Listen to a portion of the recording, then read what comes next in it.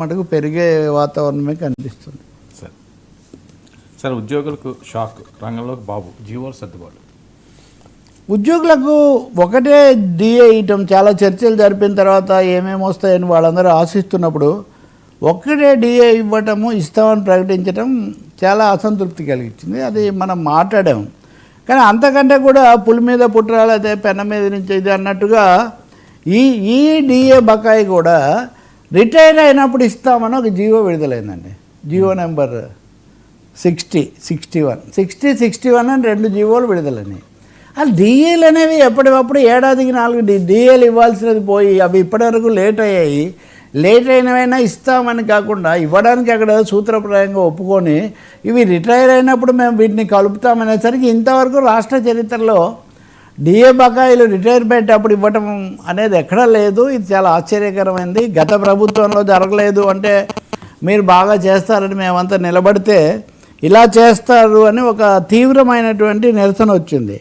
So దాంతో ఆ జీవోను ఉపసంహరించుకొని 60వ జీవో నెంబర్ 60 వెనక్కు తీసుకొని చంద్రబాబు నాయుడు కూడా అధికారులను పిలుచుకొని మళ్ళీ కూర్చొని, ఆయనకు తెలియకుండా ఇదంతా జరిగి ఉంటుందని మనం చెప్పలేము. కమ్యూనికేషన్ గ్యాప్లు ఏమైనా చిన్నవి ఉండొచ్చు, కానీ ప్రభుత్వం డబ్బులు లేవు, ఈ సమస్య చాలా ఎక్కువగా ఉందని ఆయన కూడా ఎక్స్ప్లెయిన్ చేయడం మనం చూసాం.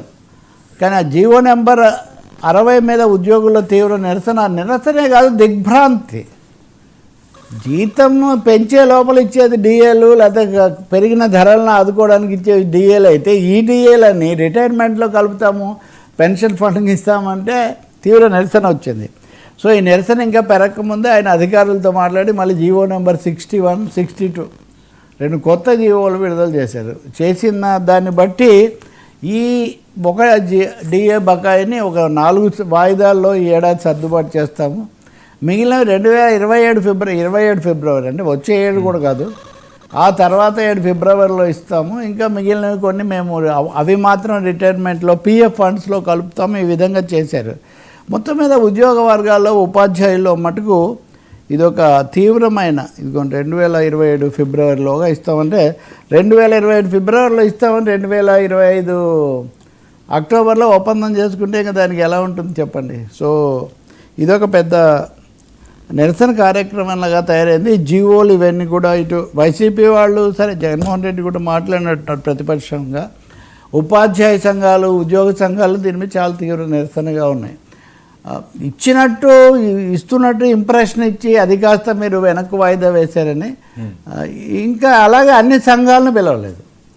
ఎవరిని పిలిచారు, ఎవరితో అవగాహనకు వచ్చారన్న దాని మీద పూర్తి స్పష్టత లేదు. అంటే అనుకూలంగా ఉండేవాళ్ళు మద్దతు పలికే ఎందుకు అనాల్సి వస్తుందంటే ముఖ్యమంత్రే స్వయంగా రంగంలో దిగి సర్దుబాటు చేసిన జీవో అక్కడ వస్తుంటే ఈ చర్య చాలా గొప్పది అని పొగుడుతున్నారు. అక్కడికి వెళ్ళిన చర్చలకు వెళ్ళిన వాళ్ళు అంటే ఎటువంటి వాళ్ళు అంటే రాజును మించిన రాజభక్తులు, more loyal than the king అంటారు చూడండి.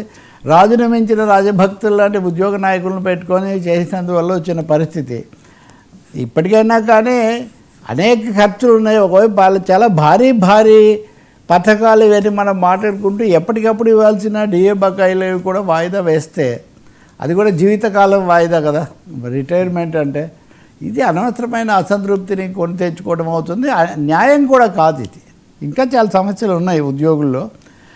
ఇదే పద్ధతిలో వాళ్ళతో మాట్లాడి సర్దుబాటు చేయటం. ఇప్పటికైనా కానీ అందరినీ, అన్ని సంఘాలను పిలవటం, వాళ్ళు ఎవరిని బలపరుస్తారు, వాళ్ళ రాజకీయాలు ఏంటి అనవసరం. ఎవరి ఉద్యోగులుగా వాళ్ళందరూ తమ కోరికలు కోరుతారు. వాటితో మాట్లాడి ఈ సమస్య జగన్మోహన్ రెడ్డి కూడా ఎదుర్కొన్నట్టు చాలాసార్లు.